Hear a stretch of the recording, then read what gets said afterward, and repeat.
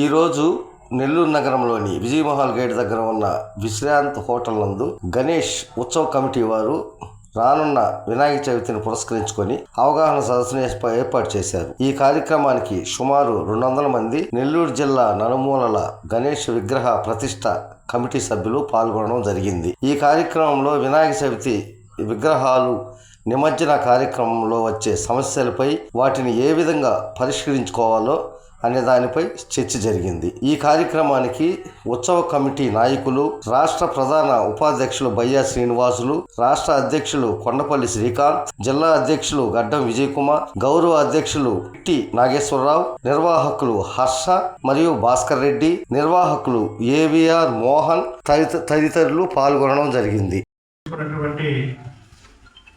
సామూహిక సమావేశంలో ఈరోజు మనందరూ కూడా కలిసాం.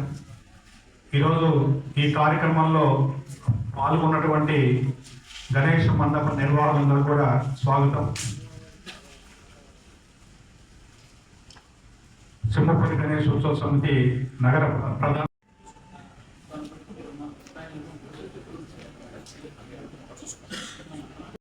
గణేష్ ఉత్సవాలకి ముందుగా 1 నెల 2 నెలల ముందుగా అందరం కలవటం, మీ యొక్క సమస్యలన్నింటినీ వినటం,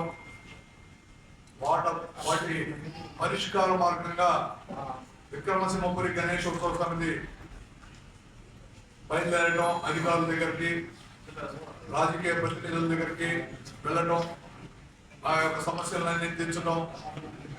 గత భాస్కర్ గారు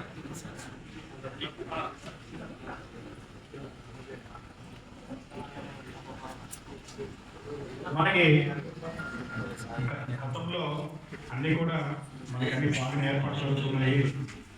ఇంకా సంవత్సరం కన్నా కానీ ఇంకా ఈ సంవత్సరం ఇంకా చేస్తే బాగుంటుంది అనేటువంటి సూచనలు సలహాలు అందిస్తే దాన్ని మేమందరూ కూడా నోట్ చేసుకొని పెద్ద దగ్గర ఫైనల్ గా దగ్గర తీసుకెళ్ళి వాటన్నిటి కూడా పరిష్కరించే దానికోసం ఆలోచిస్తాము. ఈ యొక్క ఈసారి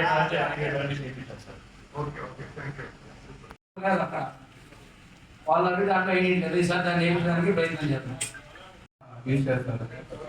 ఎట్లా వాడతారు? ఈ సందర్భంగా కోర్టులో నీ పేరు ఏంటి అంటే ఆజాద్, నీ తండ్రి పేరు ఏంటంటే స్వాతంత్రం నినదించినటువంటి చంద్రశేఖర్ ఆజాద్ యొక్క జయంతి సందర్భంగా ఈ 2 సందర్భాలను పురస్కరించుకొని మనం ఇక్కడ కలిస్తే బాగుంటుందని కలవడం జరిగింది. ఆ రోజు అనేక ఆంక్షలు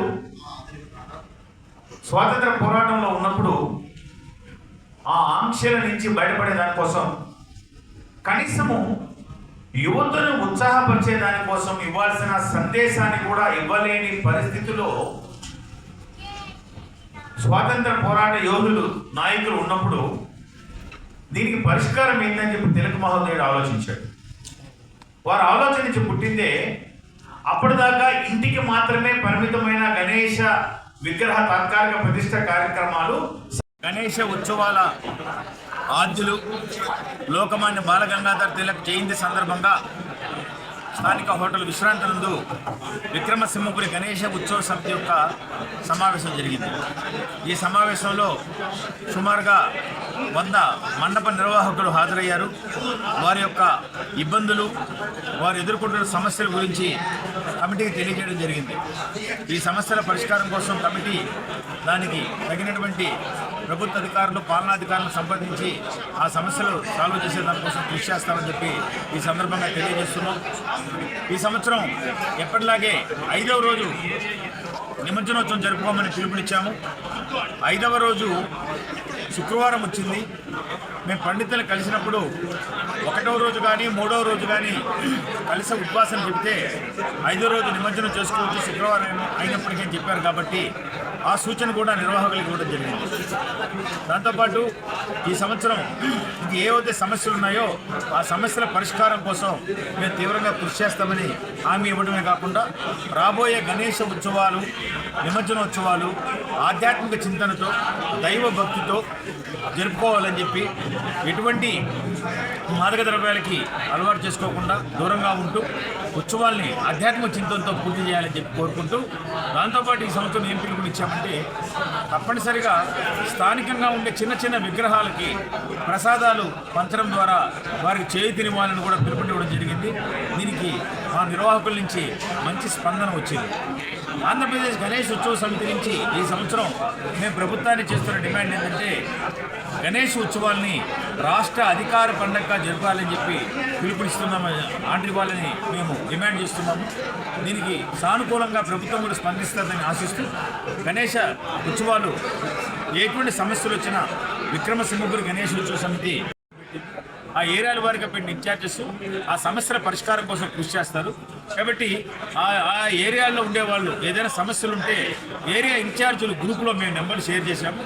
వారికి తెలియజేస్తే సమస్యల పరిష్కారం కోసం కూడా కృషి చేస్తారని చెప్పి ఈ సందర్భంగా తెలియజేస్తున్నాం. కొన్ని దగ్గర వస్తుంది సమస్య. ఇది ఆంధ్రప్రదేశ్ గణేష్ ఉత్సవ సమితి ద్వారా మేము ప్రభుత్వం దగ్గర కూడా విన్నవించుకుంటున్నాము, డీజేలకు అనుమతి ఇవ్వాలని చెప్పి. ఇక్కడ ఉండే స్థానిక పోలీసు వ్యవస్థను కూడా మేము రిక్వెస్ట్ చేయడం జరుగుతుంది. తప్పనిసరిగా డీజేలకు అనుమతి వచ్చే విధంగా మేము కృషి చేస్తామని కూడా తెలియజేస్తున్నాం. ఆంధ్రప్రదేశ్ గణేష్ ఉత్సవ కమిటీ ప్రారంభించడం జరిగింది. దాని ద్వారా ఆంధ్రప్రదేశ్లోని గణేష్ మండప నిర్వాహకులకు అందరికీ కూడా కొన్ని విజయం సాధించడం జరిగింది. ఉచితంగా అందరికీ విద్యుత్ ఇవ్వడం అనేది జరిగింది. ఒక 15 రోజుల ముందు విజయవాడలో ఇదే ఆంధ్రప్రదేశ్ గణేష్ ఉత్సవ కమిటీ సమావేశం జరిగింది. జిల్లా అధ్యక్షుడిగా నేను, రాష్ట్ర ఉపాధ్యక్షుడిగా బయ్యవాసు గారు, ప్రధాన కార్యదర్శిగా మన భాస్కర్ రెడ్డి గారు పాల్గొనడం జరిగింది. అక్కడ కూడా మేము డీజేలకు సంబంధించిన సమస్యను విన్నవించడం జరిగింది.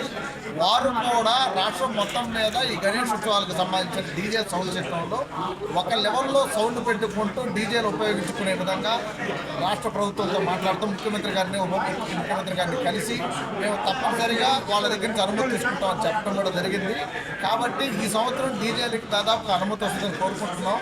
ప్రత్యేకించి మరి స్థానిక ప్రజాప్రతినిధులు మీరు అందరూ కూడా ఈ కొన్ని విషయాల్లో గణేష్ ఉత్సవ కమిటీకి బాగా సహకారం అందిస్తున్నారు. వీటికి సంబంధించి విక్రమసింహపురి గణేష్ ఉత్సవ కమిటీ సంబంధించి వారికి మేము ప్రత్యేకించి ధన్యవాదాలు తెలియజేస్తున్నాం. మామూలుగా అయితే హుస్సేన్ సాగర్లో కలిపే విగ్రహాలకు అయితేనేవి కొన్ని బీచ్ల కాడకి కొన్ని విగ్రహాలు వెళ్తున్నాయి. ఏర్పాట్లో బీచ్లో విగ్రహాలు పోయినప్పుడు ఏమవుతుందంటే వాటి యొక్క అలల తాకిడికి విగ్రహ నిర్వాహకులు ఎవరైతే నిర్వాహకులు ఉంటారో నిమజ్జనం చేసేదానికోసం అక్కడ క్రేన్ పెట్టాలన్నా కానీ కొంచెం ఇబ్బందికరంగా ఉంది. వీలైన కాడికి కూడా నదీ ప్రవాహాలకే ఎక్కువగా ప్రాధాన్యత ఇస్తూ విగ్రహాలను నిమజ్జనం చేయాలని చెప్పి గణేష్ ఉత్సవ కమిటీ కోరుకుంటుంది. ఇది లేని పరిస్థితుల్లో అక్కడ కూడా విగ్రహాల నిమజ్జనాలు జరుగుతాయి.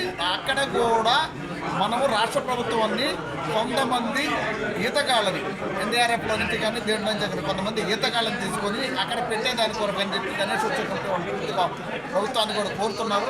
దానికి కూడా సభ్యులు చేస్తారు. కాకపోతే మన నిమజ్జనం సముద్రం కన్నా కానీ నదీ ప్రవాహాలు, చెరువులు వాటిల్లో మనం చూసుకోవటం అనేది మనకి కానీ నిర్వాహకులకి కానీ అందరికీ మంచి ఉత్తమమైన పనిగా భావిస్తుంది.